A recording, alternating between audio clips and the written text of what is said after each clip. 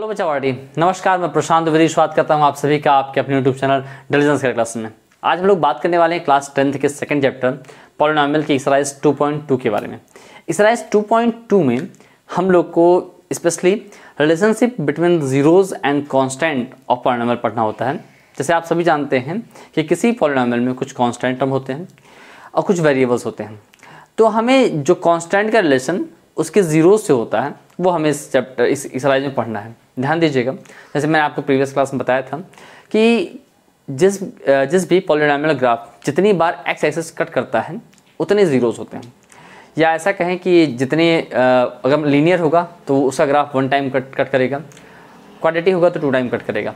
तो आप ये जानते हैं कि जितनी पावर होती है, जितनी मैक्सिमम डिग्री होती है उस पॉलिनोमियल के उतने जीरोज होते हैं। यानी अगर लीनियर है तो उसमें 1 जीरोज होगा, क्वाड्रेटिक है तो 2 जीरोज होगा, क्यूबिक है 3 जीरोज होगा। तो इस टाइप से में उन सभी जीरोज का और उस पॉलिनोमियल के कांस्टेंट टर्म के साथ क्या रिलेशन होता है, ये समझने वाली बात है। देखिए समझते हैं क्या है। जैसे मान लीजिए कि आपको कोई भी पॉलिनोमियल दिया गया। आप सभी जानते हैं कि पॉलिनोमियल का जो स्टैंडर्ड फॉर्म होता है वो ax² + bx + c होता है। ठीक है, ax² + bx + c होता है, यही पॉलिनोमियल का आपके स्टैंडर्ड फॉर्म है। अब इसके कुछ जीरोज होते हैं भाई, जैसे अगर 2 डिग्री दी गई है यानी क्वाड्रेटिक पॉलिनोमियल है तो इसके 2 जीरोज होंगे, आप सभी जानते हैं। तो हमने मान लिया कि the zeros of above polynomial जो ऊपर पॉलिनोमियल दिया गया है उसके जीरोज कितने हैं, अल्फा एंड बीटा। कितने दिए गए बेटा, एक अल्फा है और एक बीटा दिया गया है। इसका कुछ कॉम्बिनेशन होता है। इसका रूल क्या होता है कि अगर हम चाहते हैं कि अल्फा और बीटा का सम फाइंड करना, यानी हम दोनों जीरोज को ऐड कर दें, तो उसका रूल होता है alpha plus beta is equal to -b/a। क्या होता है, -b/a। मतलब -b क्या हो गया, -b देखो ध्यान से। जैसे आपके पास कोई पॉलिनोमियल दिया गया है क्वाड्रेटिक इक्वेशन में, उसका स्टैंडर्ड फॉर्म होता है ax² + bx + c होता है। तो जो a होता है वो x² कोफिशिएंट होता है, और जो b होता है वो x कोफिशिएंट होता है, और c प्योर कांस्टेंट टर्म होता है। तो अगर मैं दोनों जीरोज का सम करूं यानी अल्फा प्लस बीटा करूं तो हमें मिलेगा -b/a। मतलब b क्या है, b है कोफिशिएंट ऑफ x। तो यहां लिखेंगे negative coefficient of x upon, मतलब ये माइनस साइन के साथ रहेगा, कोफिशिएंट ऑफ x अपॉन, फिर a दिया गया, a किसका कोफिशिएंट है, x² का। तो आप राइट करेंगे कोफिशिएंट ऑफ x²। तो ये होता है अल्फा प्लस बीटा। यानी अगर कोई भी पॉलिनोमियल दे रखा है बेटा और आपको उसके जीरोज का रिलेशन है, यानी अगर आपको उनके जीरोज का सम फाइंड करने के लिए कहता है तो आपको जीरोज फाइंड करने की जरूरत नहीं है। आप उस पॉलिनोमियल को इसके फॉर्मूले में चेंज कीजिए और दोनों का सम फाइंड कर दीजिए। इजी, मतलब अल्फा प्लस बीटा जो है वो -b/a हो जाएगा।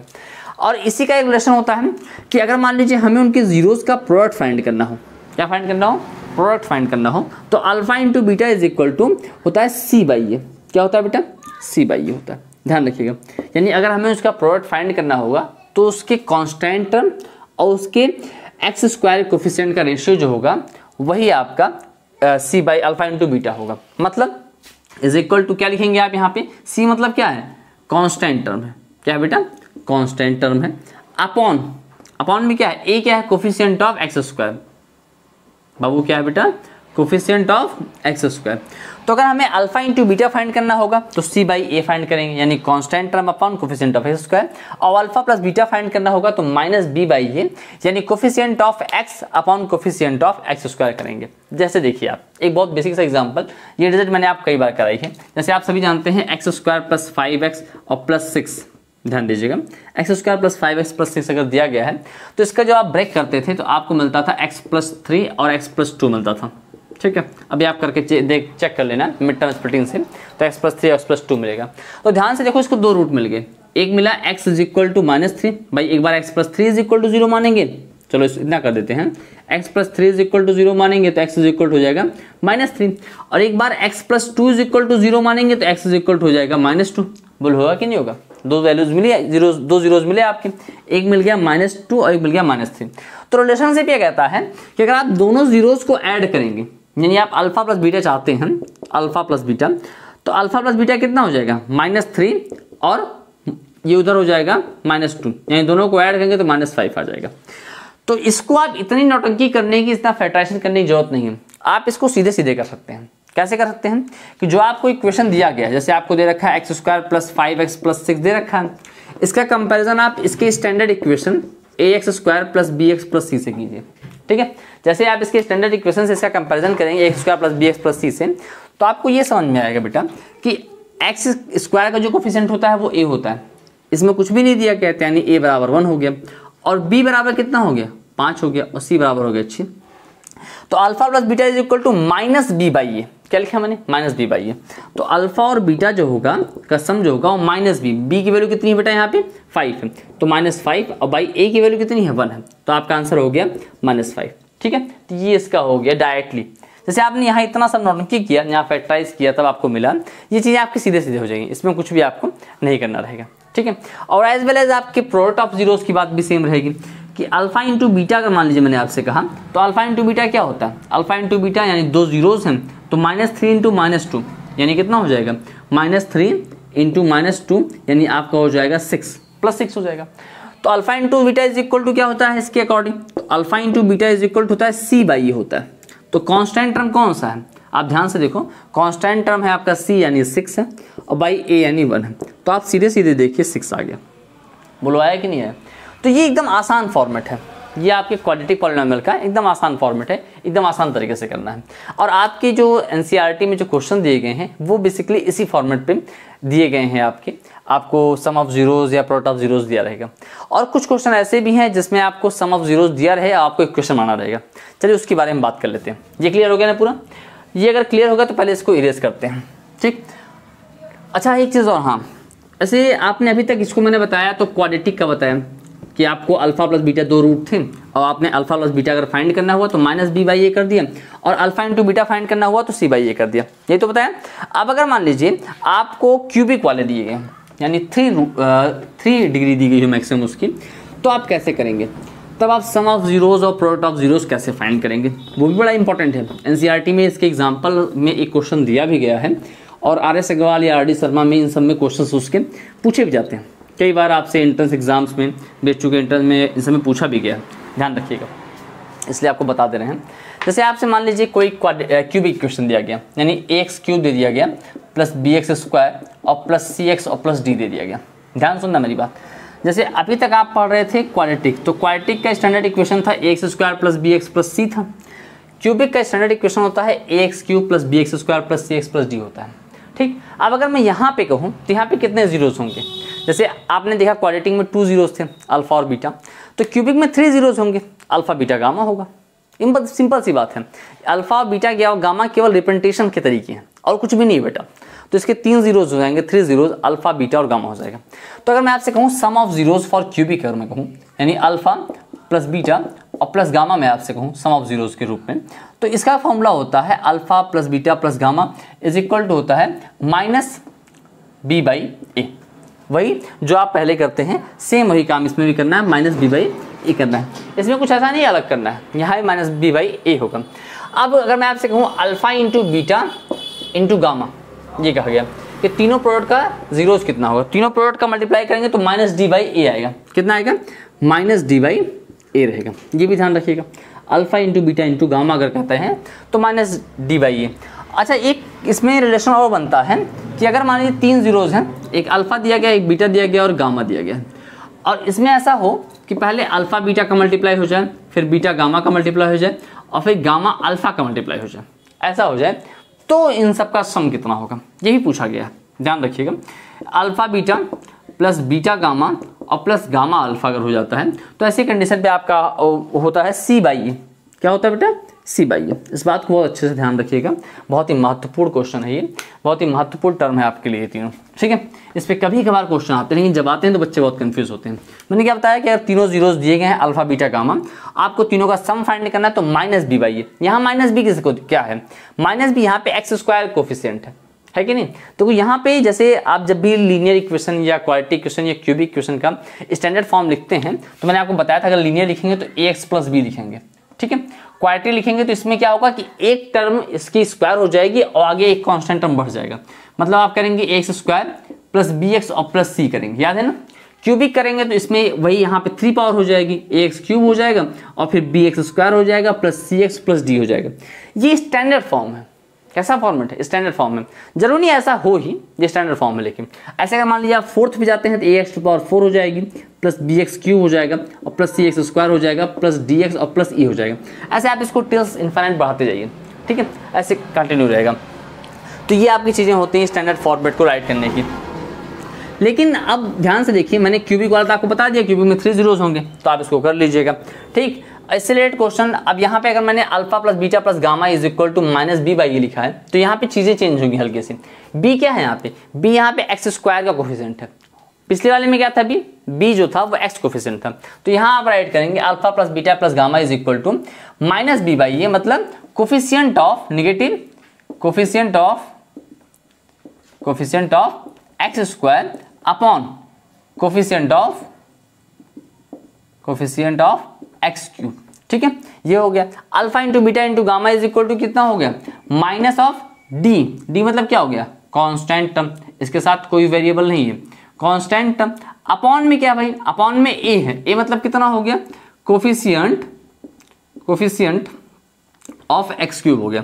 एज वेल एज यहां भी करते हैं तो c/a मतलब कितना हो गया, कोफिशिएंट ऑफ c मतलब कितना हो गया, x upon coefficient of x³, ठीक है। तो ये इतना फॉर्मेट है, बात समझ में आ रही है। राइटिंग बड़ी खूबसूरत है, अगर आपको दिक्कत हो रही होगी तो माफ़ कीजिएगा, ठीक। तो इसको नोट कर लीजिएगा, बहुत काम में आता है।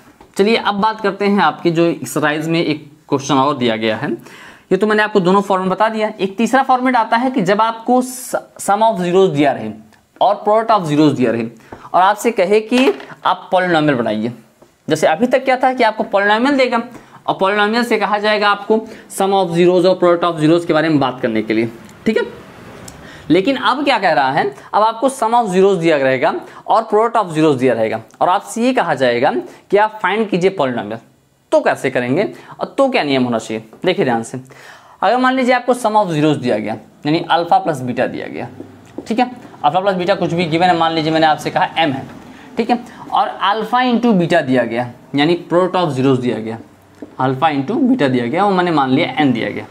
तो अगर आपको दोनों चीज़ें दी गई हैं और दोबारा आप क्वाड्रेटिक पॉलिनोमियल बनाना चाहते हैं तो क्या करेंगे, उसका फॉर्मूला होता है, ध्यान दीजिएगा, x² minus alpha plus beta into x और प्लस अल्फा इंटू बीटा, ठीक है। ये हो गया पॉलिनोमियल।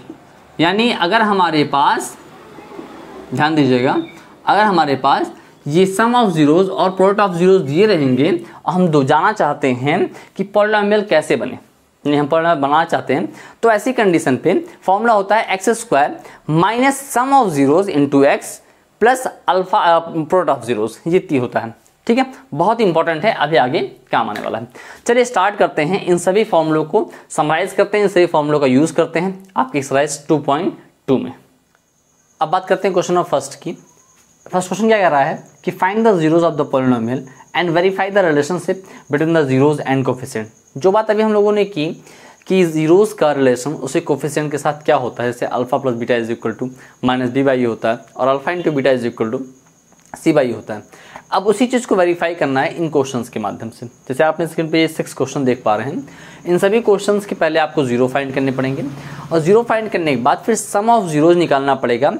अल्फा प्लस बीटा वाला जो आपने रूल पढ़ा, alpha plus beta is equal to -b/e से, वहाँ से आप निकालिएगा और उसके बाद आप ये देखेंगे जो जीरोस आए रहेंगे उन दोनों को ऐड करके सम करके देखिएगा कि दोनों सेम आ रहे नहीं आ रहे। अगर दोनों सेम आता है तो यानी वेरीफाई, हाँ जो हमने निकाला है स्टेटमेंट वो सत्य है, ठीक है। चलिए स्टार्ट करते हैं। जैसे आपको फर्स्ट क्वेश्चन दिया गया है x² माइनस 2x और -8 दिया गया। पहली बात तो ध्यान रखिएगा, जब भी कभी आपको इसको फैक्टराइजेशन करना रहे या कुछ भी काम कीजिए तो हमेशा किसी भी क्वाड्रेटिक पॉलिनोमियल को प्रयास कीजिए कि आप उसके स्टैंडर्ड फॉर्म में कर सकें। हमेशा से प्रयास कीजिए स्टैंडर्ड फॉर्म में कर सकें, उसके बाद ही कीजिए। जैसे आप अभी इसमें देखिए, थर्ड क्वेश्चन देखिए, थर्ड क्वेश्चन में दिया गया 6x² माइनस 3 माइनस 7x दिया गया। कांस्टेंट टर्म हमेशा लास्ट में होता है बेटा, ax² plus bx plus c के फॉर्मेट में होना चाहिए। तो यहाँ पे यहाँ पे देखो x² फर्स्ट टर्म है, फिर x वाला टर्म बाद में, फिर लास्ट में एक कांस्टेंट टर्म, इसी फॉर्मेट में होना चाहिए।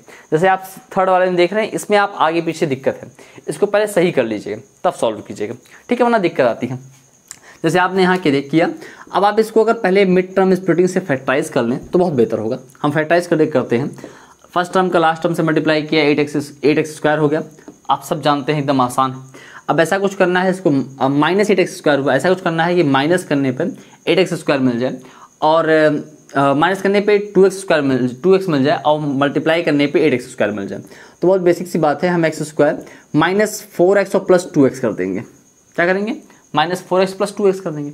माइनस 4x में से 2x जाएगा तो माइनस 2x बचेगा और ये माइनस 8 हो गया। बहुत बेसिक सा है, इसमें क्लास 9th वाला मिड टर्म स्प्लिटिंग अगर आपको डाउट हो रहा है तो क्लास 9 में जाके मिड टर्म स्प्लिटिंग का वीडियो पड़ा हुआ है, मैं लिंक दे दूँगा डिस्क्रिप्शन बॉक्स में, वहाँ जरूर देख लीजिएगा। ठीक है, ये आप यहाँ सॉल्व करेंगे तो ये हो जाएगा, आप माइनस करेंगे। अब देखो फर्स्ट टर्म और सेकंड टर्म में जो कॉमन उसे कॉमन कर लीजिए, x कॉमन कर लीजिए, x माइनस 4 बचा बेटा। फिर यहाँ पे देखो 2 कॉमन है तो प्लस 2 हमने कॉमन कर लिया। यहाँ कितना बचा बेटा? यहाँ बचा x माइनस 4 बचा। अब x माइनस 4 एक हो गया और एक हो गया x प्लस 2। ठीक है, ये 2 हो गए। अब ये 2 इसके फैक्टर आ गए। जीरोस क्या होगा? अब अगर जीरोस की बात की जाए, x minus 4 is equal to 0 हो जाएगा, then x is equal to आपका हो जाएगा 4। ये हो गया पहला जीरोस बेटा। ठीक है, दूसरे जीरोस की बात करें तो x plus 2 is equal to 0 हो जाएगा बेटा, then x is equal to minus 2 हो जाएगा। ये आपके 2 जीरोस मिल गए, एक मिला 4 और एक मिल गया माइनस 2 मिला। अब आपके पास ये दोनों जीरोस हो गए। अगर आप इन दोनों जीरोस को सम करेंगे, अगर एक को अल्फा मान लीजिए, एक को बीटा मान लीजिए, अगर मैं आपसे कहूँ सम ऑफ जीरोस तो कितना आ जाएगा? 4 पहला जीरो दिया गया और दूसरा जीरो दिया गया है माइनस 2, दोनों को आपने सम किया तो ये आ जाएगा 2।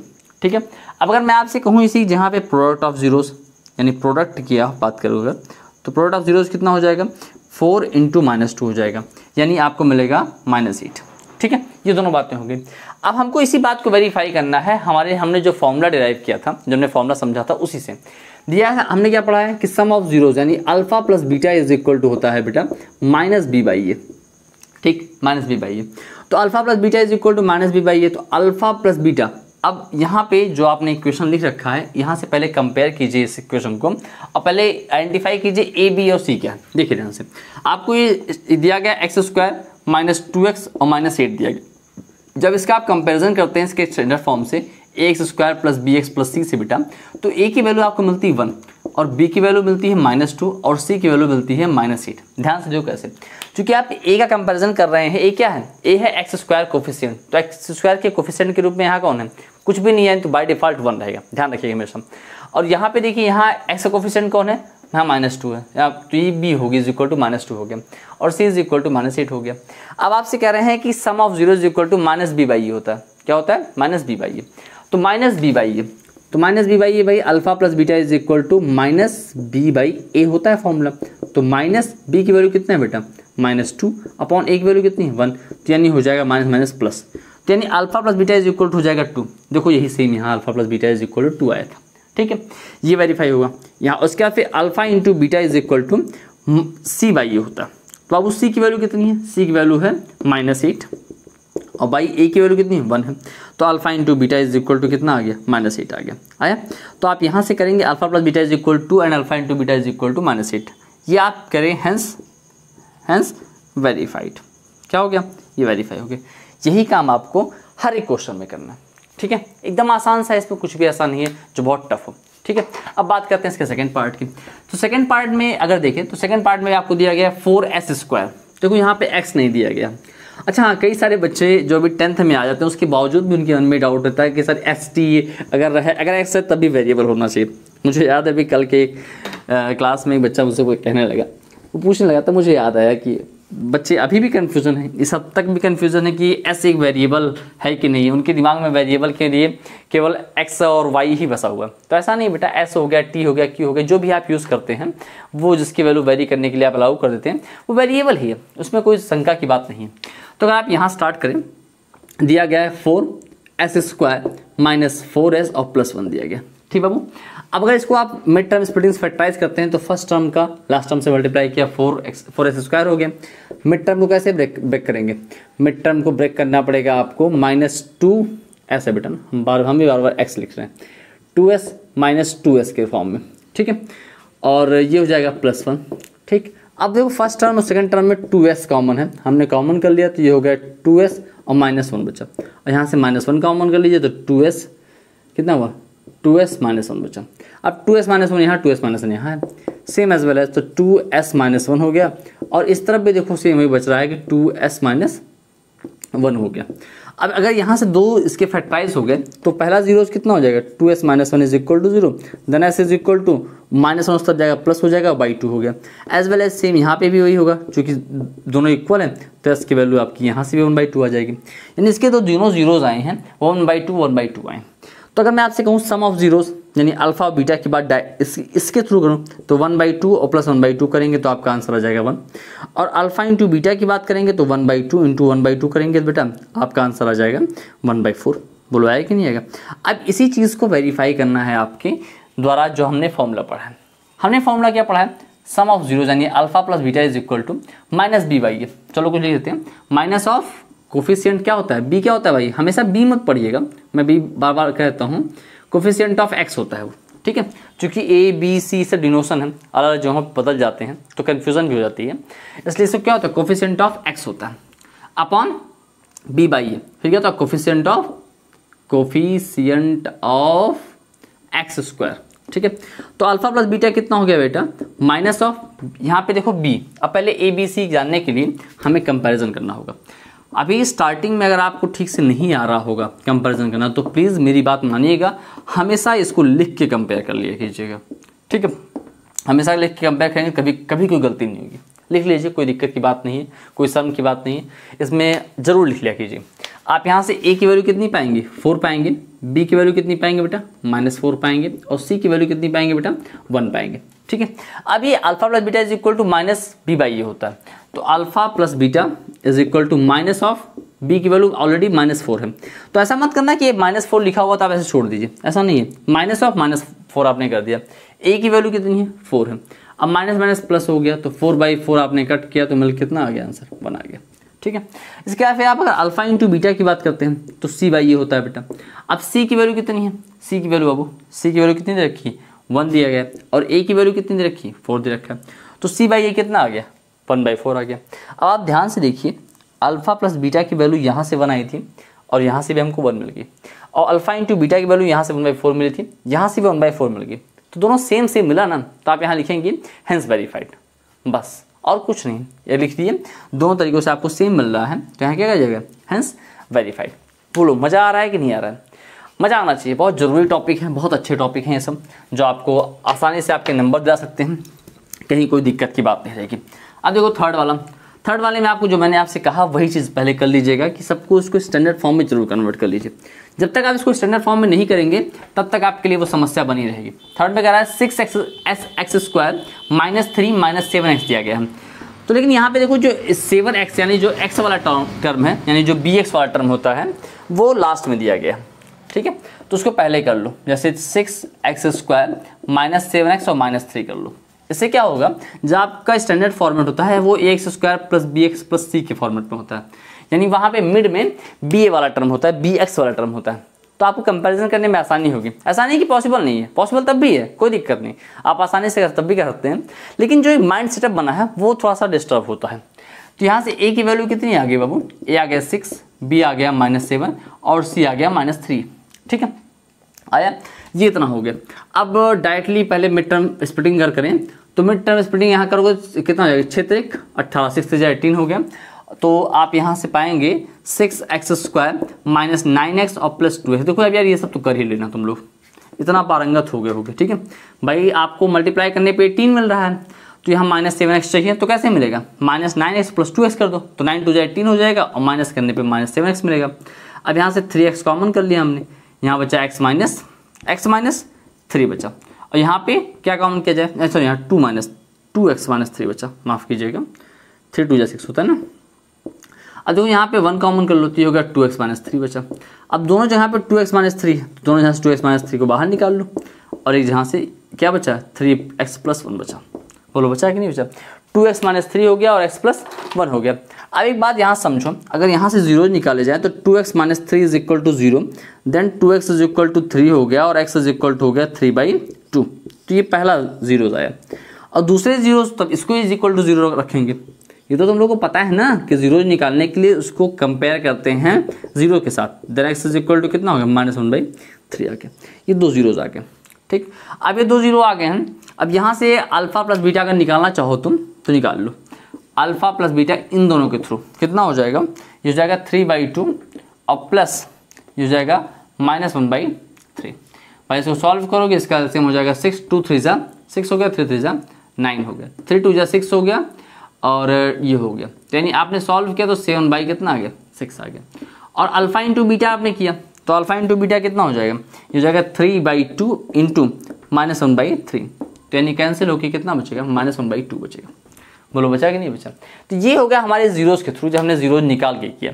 अब इसको हम फॉर्मुलाइज करके करते हैं। फॉर्मूला के थ्रू क्या है, फॉर्मूला कहता है कि alpha plus beta is equal to -b/a होना चाहिए, यही तो है। तो b की वैल्यू क्या आई थी, 7 आई थी, ठीक। तो यहाँ हो गया माइनस पहले से और यहाँ पे -7 दिया है, तो -7 और बाई a की वैल्यू कितनी आई थी भाई, a की वैल्यू आई थी 6, तो माइनस माइनस प्लस हो गया।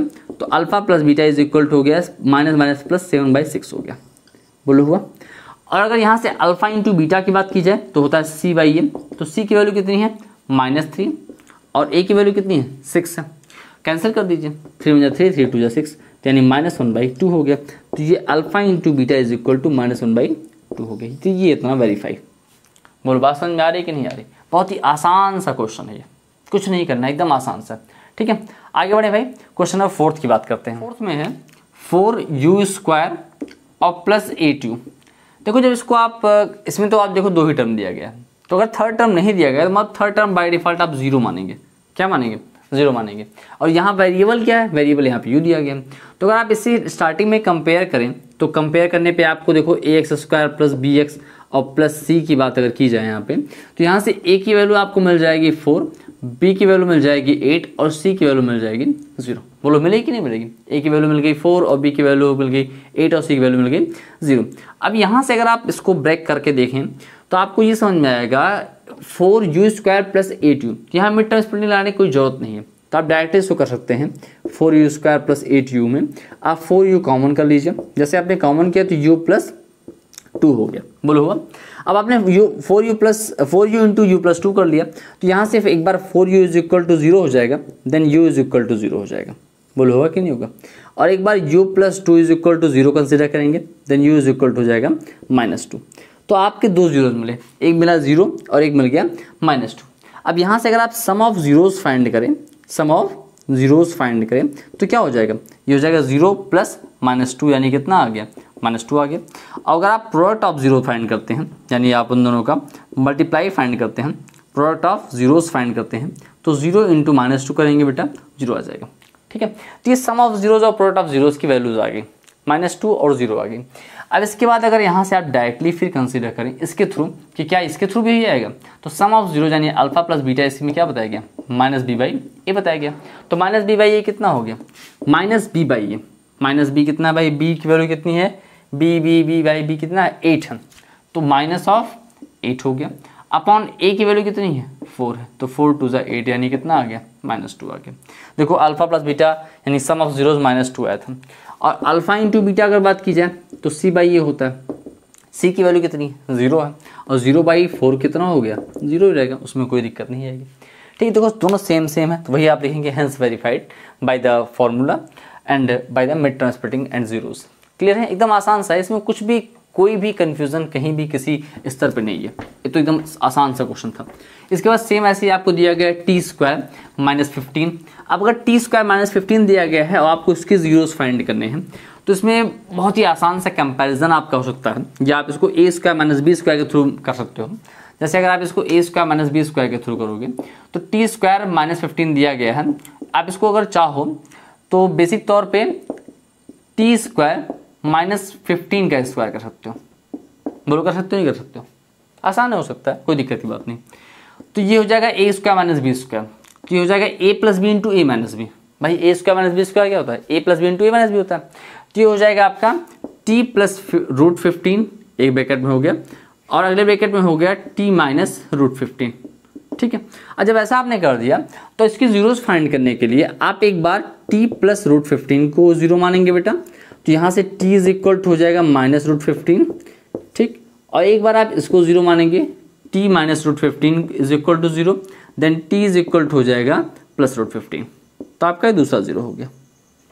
दो जीरोज मिल गए, एक मिल गया t इज इक्वल टू -√15, एक मिल गया t इज इक्वल टू +√15 मिल गया। अब आपके दो जीरोज मिल गए, अब आपको फाइंड करना है अल्फा प्लस बीटा। तो अगर अल्फा प्लस बीटा यानी सम ऑफ जीरोज फाइंड करने हैं तो एक हो गया -√15 और दूसरा हो गया +√15। तो आपने दोनों को सम किया तो कितना मिल गया बाबू, मिल गया आपको 0। ये इसके द्वारा है, रूट्स के द्वारा आपने जीरो निकाल के तब सम किया।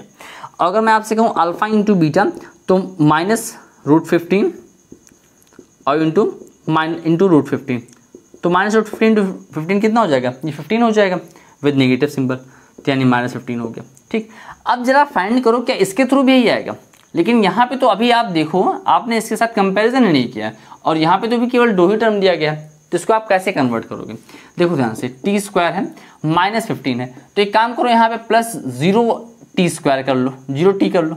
अगर मैं यहाँ पे 0t कर ले रहा हूँ तो यानी जो bx वाला टर्म है वो मिल जाएगा, और ये -15 रहने दिया मैंने, इससे कोई फर्क तो पड़ेगा नहीं, 0t का कोई फर्क नहीं पड़ने वाला, क्योंकि 0 मतलब कुछ कोई टर्म नहीं वहाँ पे। जब आप यहाँ कंपेयर करोगे इसका ax² plus bx plus c के साथ, तो a की वैल्यू आपको मिलेगी 1, b की वैल्यू 0 और c की वैल्यू -15 मिलेगी।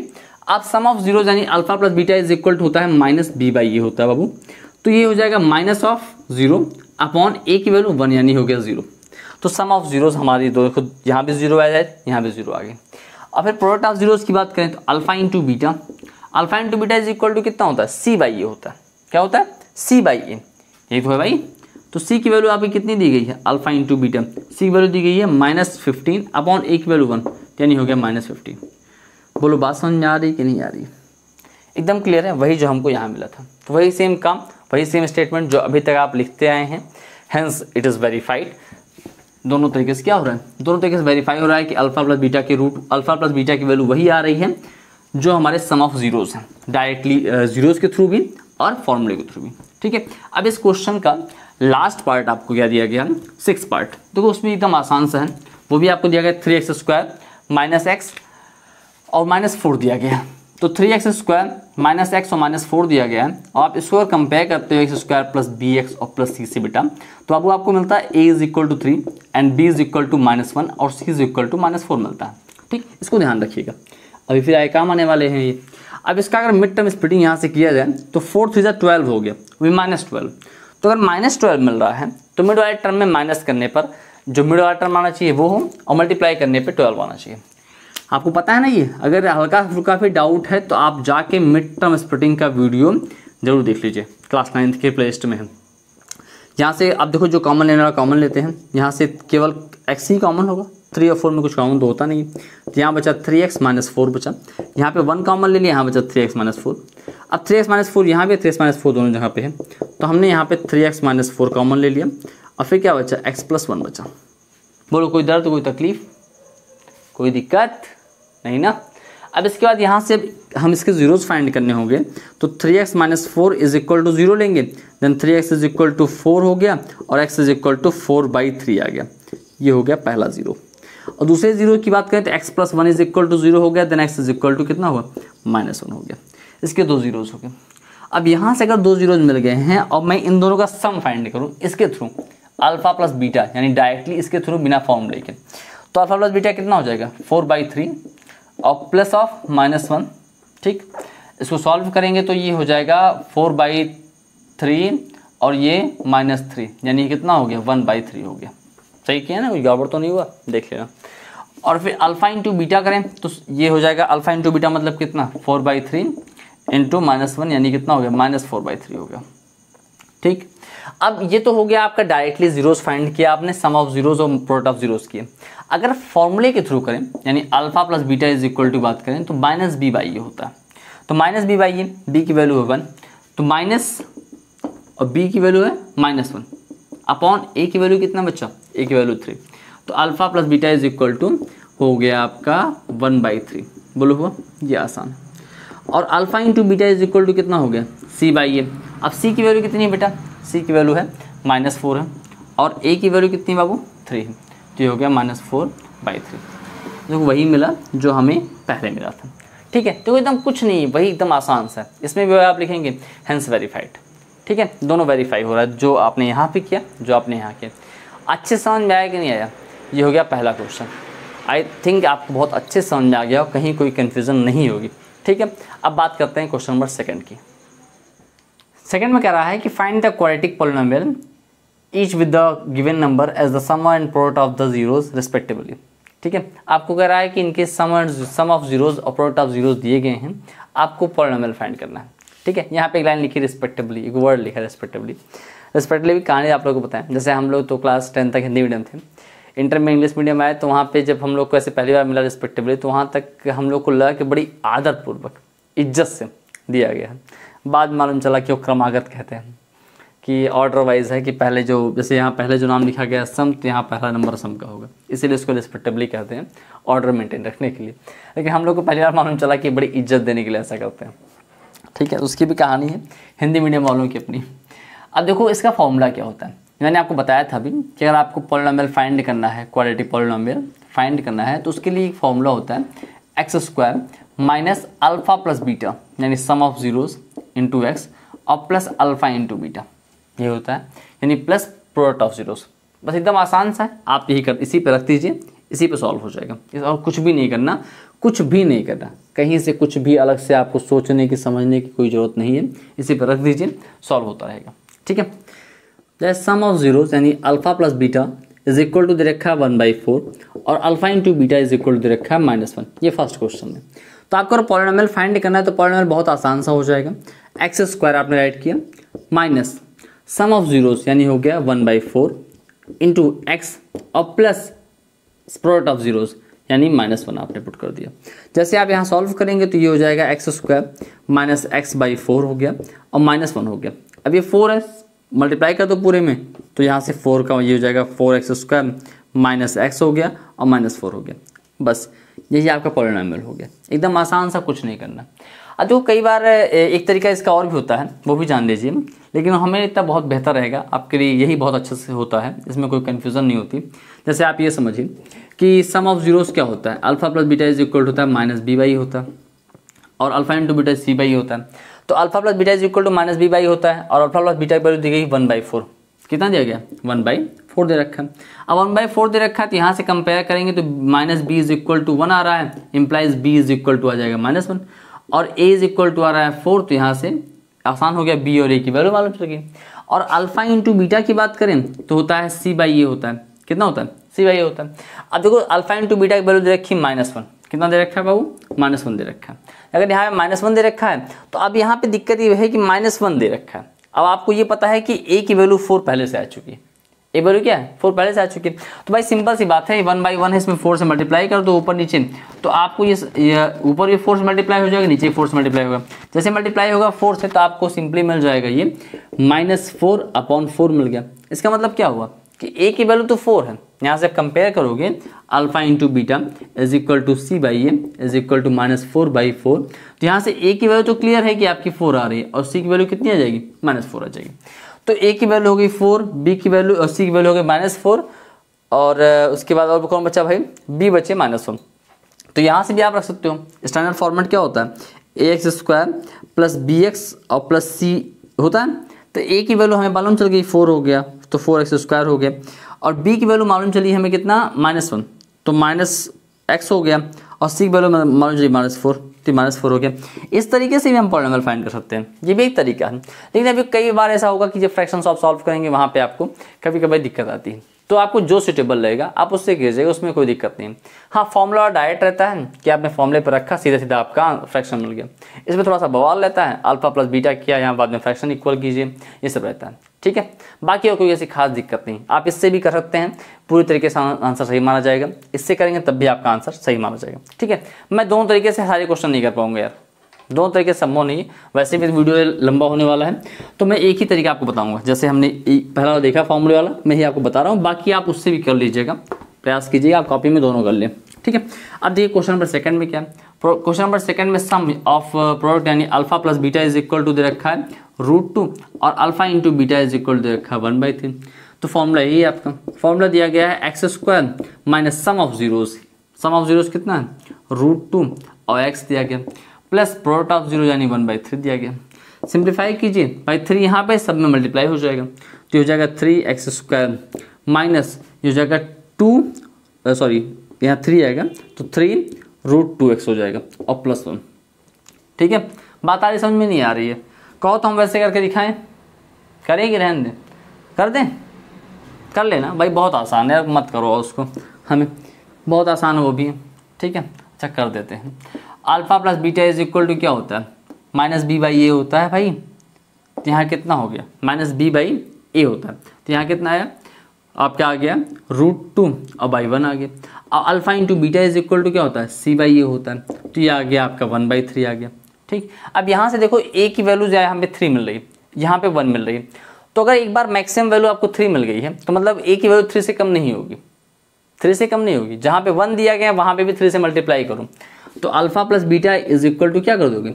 -b/a है, यानी √2/1 है, तो यहाँ 3 से ऊपर मल्टीप्लाई करो, 3 से नीचे मल्टीप्लाई करो, तब तुम्हें इसकी वास्तविक वैल्यू मिलेगी। यही सब नौटंकी होती है इस फॉर्मूले में, इस तरीके में यही सारी नौटंकी है कि एक बार बराबर करो, ये करो, वो करो। फिलहाल जानते रहो अब। तो ये हो जाएगा b की वैल्यू हो गई कितनी? -b इज इक्वल टू हो गया 3√2 हो गया। ठीक है, अपॉन 3 हो गया। अब यहाँ से b की वैल्यू आ गई -3√2 हो गया और a की वैल्यू आ गई 3 हो गई और c की वैल्यू यहाँ से 1 मिल गई। और उस पर आप वैल्यू पुट करोगे तो आपका फॉर्मूला होता है ax² + bx और +c होता है। तो a की वैल्यू कितनी मिली बाबू? यहाँ पे 3 मिली, तो हो गया 3x² और यहाँ पे b की वैल्यू मिली है -3√2x हो गया। और c की वैल्यू कितनी मिली है भाई? c कहाँ गया? c कहाँ गया भाई? c की वैल्यू मिली है 1, तो c इज इक्वल टू 1 हो गया। तो इस तरीके से भी हो जाएगा। ठीक ना, ये चीज़ ध्यान रखना है यहाँ पे कैसे करना है। जो मैक्सिमम मिल रही है उससे मल्टीप्लाई करेंगे लोएस्ट वाले में। ठीक है, ये चीज़ कंपेयर करना। और वैसे हम तो कहेंगे डायरेक्टली इसे कर लेना, फर्जी बवाल परपंच पालने की कोई ज़रूरत नहीं है। ठीक है, चलो भाई। अच्छा एक चीज़ बताओ, तुम लोग इंग्लिश मीडियम के स्टूडेंट हो, हम लोग परपंच बवाल इसी से कहते रहते हैं, तो कोई बुरा नहीं लगता ना? और नालायकों का भी बुलाते रहते हैं तुम लोगों को। तुम लोग को तो बताया ना, हमने अपने जो बच्चों का ग्रुप है उसको नालायकों नाम रखा। शायद जो आप देख रहे हो आप भी उस ग्रुप में हो, नालायकों। एक बार मुझसे बच्चे ने पूछता है सर नाम नहीं चेंज करेंगे? हम कह नहीं बेटिया नाम नहीं चेंज करेंगे, तुम ग्रुप छोड़ना छोड़ो। तो हालांकि नाम भी नहीं चेंज हुआ और बच्चे भी बड़ी संतुष्टि से रहते हैं, बहुत प्यार से। हाँ भी अच्छा लगता है तुम लोग को नालायकों बुलाने में। Alpha plus beta is equal to कितना हो गया? 0 हो गया। और alpha into beta is equal to कितना हो गया? √5 हो गया अगले क्वेश्चन में। अब इसी पे रखते हैं, ठीक है, फर्जी इधर उधर काम नहीं करेंगे। क्या होता है? x² minus sum of zeros कितना हो गया? 0x और प्लस अल्फा इंटू बीटा कितना हो गया? √5। ठीक, तो आपका ये पॉलिनोमियल हो गया x² की पूरा टर्म 0 हो गया और प्लस √5। ठीक है, कहानी खत्म, सहा। अब इसके बाद आपको ये तो कौन सा था? ये थर्ड वाला था। अब आपको फोर्थ देखें, फोर्थ में भी ये सेम करना है। सम ऑफ जीरोस यानी अल्फा प्लस बीटा दिया गया है 1 और अल्फा इंटू बीटा भी दिया गया है आपका 1। ठीक है, दोनों सेम दिया गया। तो यहाँ पे वैल्यू पुट कीजिए। ये होता है पॉलिनोमियल, क्या होता है? x² minus sum of zeros into x plus product of zeros. तो ये हो गया x² minus sum of zeros कितना है बेटा? ये हो गया 1 और x है और प्लस प्रोडक्ट ऑफ जीरोस कितना है? 1 है। जैसे आपने इसको ओपन किया तो you will get x² minus x और प्लस 1। पता रहो बात समझ में आ रही है प्रभु कि नहीं आ रही है? आ रही है तो ठोको ताली, और अगर आ रही है तो अच्छे से इसका आनंद लीजिए और लोगों को शेयर करते रहिए, मजे लो आराम से एकदम। ठीक है, हाँ वही किसी ने कहा है ना, ज़िंदगी तुम्हारे मजे लो, उससे पहले तुम ज़िंदगी के मजे लो। तो वही ये सारे मैथ्स जो हैं, सारे के सारे जितने मैथ के क्वेश्चंस हैं वो आपके मजे लें, उसके पहले आप इनके मजे लूटो। तो alpha plus beta is equal to दे रखा है -1/4, अल्फा इंटू बीटा दे रखा है 1/4। बोलो बात आ रही है कि नहीं समझ में? तो पॉलिनोमियल क्या हो जाएगा? x² minus sum of zeros दिया गया -1/4 x हो गया और प्लस अल्फा इंटू बीटा दे रखा है 1/4। ठीक, प्रभु देवता महात्मा क्या करोगे आप? 4 से मल्टीप्लाई करोगे। जैसे 4 से मल्टीप्लाई करोगे तो हो जाएगा 4x² माइनस माइनस प्लस हो गया, ये हो गया x और प्लस 1 हो गया, स्वाहा। कहानी पर खत्म ना? एकदम आसान है, खत्म कहानी 5वें क्वेश्चन की। अब इसके बाद भाई तो कुछ नहीं किया मैंने, इसी पे रख दिया। अभी तो तुम लोग कर लेना, नहीं कर पा रहे चुल्लू पर चाय में डूब मरो। सीरियसली मत ले लेना, चाय में कहा है पानी में नहीं कहा है। ठीक है, एकदम आसान सा। फिर इसके बाद लास्ट वाला आपसे कह रहे हैं, क्या कह रहे हैं? Alpha plus beta is equal to 4 आ रहा है, alpha into beta is equal to 1 आ रहा है। तो इसके लिए आपको पॉलिनोमियल फाइंड करने के लिए आपको रखना पड़ेगा x square minus sum of zeros यानी 4 यानी x प्लस 1 आपको मिल जाएगा x square minus 4x plus 1। और इसी क्वेश्चन के साथ ये एक्सरसाइज यहीं पे ख़त्म। स्वाहा। क्या हो गया? स्वाहा। बात समझ में आ रही कि नहीं आ रही? एकदम आराम से हंसते खेलते मौज से पढ़ते रहो, ठीक है। तो ये था आपका इस एनसीईआरटी एक्सरसाइज 2.2 क्लास 10th का फुल सॉल्यूशन। आई थिंक आपको बहुत अच्छे से समझ में आ गया होगा, कहीं कोई कन्फ्यूज़न कोई तकलीफ आपके साथ नहीं होगी, ठीक है। अगर वीडियो अच्छा लग रहा है तो प्लीज़ लाइक शेयर सब्सक्राइब कीजिए और लोगों को शेयर कीजिए ताकि वो इस वीडियोज़ का आनंद ले सकें। Thanks for watching us. अपना अपनी फैमिली ख्याल रखिएगा। मिलते हैं अगले वीडियो में।